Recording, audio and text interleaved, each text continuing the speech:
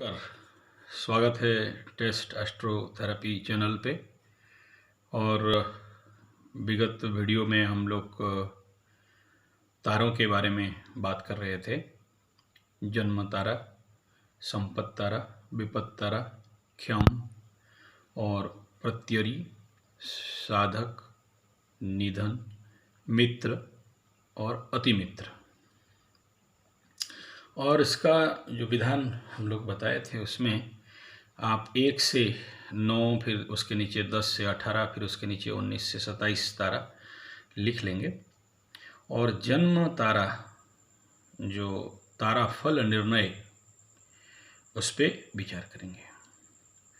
जन्म तारा शरीर कष्ट, रोग, कार्यनाश। अगर जन्म तारा पे अगर कोई कार्य संपादन होता है। संपत तारा जो द्वितीय तारा है, उसमें अगर कार्य करते हैं तो सुख संपद लाभ मिलता है, मनोवांछित फल प्राप्ति होते हैं, शरीर आरोग्य होता है। विपद तारा, विपद उपस्थित होता है, देह पीड़ा, सर्वकर्म नाश। और क्षम तारा में देह आरोग्य, धन संपद लाभ, नष्ट द्रव्य का प्राप्ति। प्रत्यारी तारा में कार्यनाश होता है और शरीर पीड़ा होता है, और कहीं कहीं धन हानि का भी संभावना रहता है। साधक तारा में सर्वकर्म सिद्धि होता है और संपद प्राप्ति होता है, सुख समृद्धि का प्राप्ति होता है। और ऐसे ही निधन तारा में अर्थनाश, अमंगल और मृत्यु पीड़ा।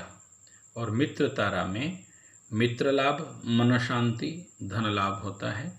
अति मित्र लाभ में शिष्ट पद लाभ होता है, विजय, धन, मान और सुख प्राप्ति होता है। अब विचार करेंगे जन्म तारा के बारे में। जन्म नक्षत्र जो है, वहाँ से उस दिन का नक्षत्र तक गिन के आना है। अगर वह उस दिन जन्म तारा अगर हो, उस दिन जन्म नक्षत्र हो, तो उस दिन मांगलिक कार्य करना निषेध होता है। और लेकिन श्राद्ध कार्य, औषध सेवन, तीर्थ यात्रा, दूरस्थान यात्रा किया जा सकता है। सूत्रकार इसके लिए जो सूत्र बता रहे हैं, सर्वमंगल कर्माणि त्रिषु जन्मसु न कारयेत्, श्राद्ध भैषज्य यात्रा कुज्यु विवाहादिवर्ज्य। और अगर संपद नक्षत्र हो तो क्या कर्म का निर्णय होना चाहिए। संपद नक्षत्र हो, जिस दिन आप गणना कर रहे हैं, जन्म तारा से संपद दूसरा तारा हुआ हो, तो उस दिन धर्म तत्व, विद्या, विवाह, अभिषेक, अर्थ संग्रह, नवसज्जा और नूतन वस्त्र परिधान इत्यादि कर्म करने के हेतु अत्यंत शुभ फल देता है। सूत्रकार क्या बता रहे हैं, धर्म विद्या विवाहेषु भीषेके चार्थ संग्रहे सज्जावस्पोपभोगेषु संपदे च प्रशस्यते। इसी प्रकार सूत्रकार बता रहे हैं, अगर प्रत्यरी तारा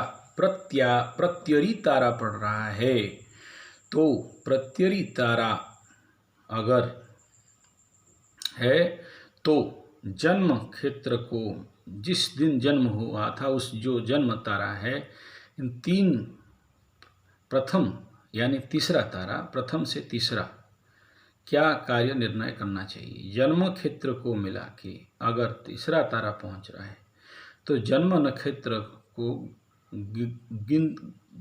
गिनती करके तो वह मृत्युदा होता है। कार्य, जो भी कार्य आप करते हैं, तो उसमें थोड़ा पीड़ा होने का संभावना रहता है। और अशुभ कर्म पे यश लाभ होता है और प्राण पीड़ा कष्ट होने का संभावना रहता है।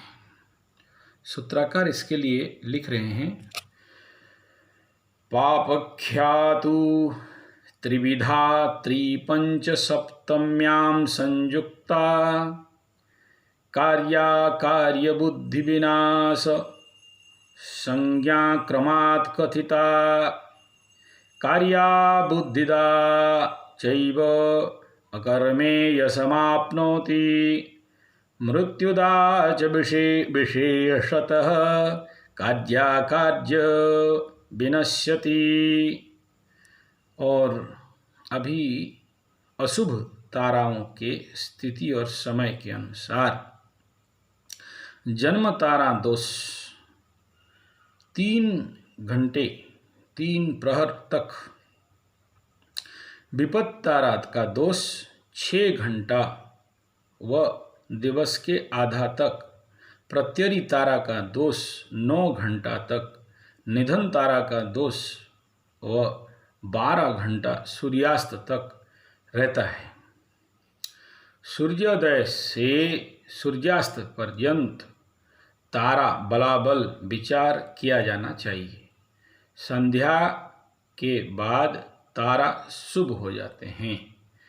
अब सूत्रकार क्या लिख रहे हैं, जन्मक्ष दोषादये मेकपहरम विपतार दोषम दीनार्धमेकम प्रत्यरुक्षा दोषम त्रिधा भगे निधनस्ततारा रविअस्तकाले निशायां सर्वे सर्वशुभ दद्यात् दोषात्